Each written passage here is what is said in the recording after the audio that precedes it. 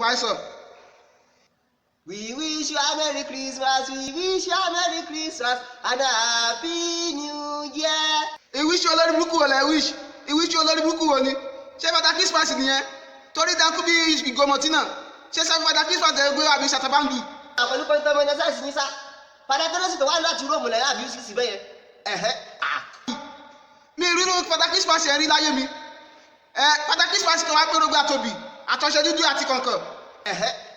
Ṣé ẹ̀yin ò mọ̀ wípé orógbó tí ó wà nínú kinní yẹn ó máa jẹ́ kó máa gbó, obì tó wà nínú rẹ̀ ó máa jẹ́ kó máa bí kú dànù? Ṣé ẹ rí kèké àtọ̀ṣe tó wà nínú gift yẹn? Òun ni tẹ́ bá lọ́nà lóyún ọmọ tó ń ṣe yahoo yahoo.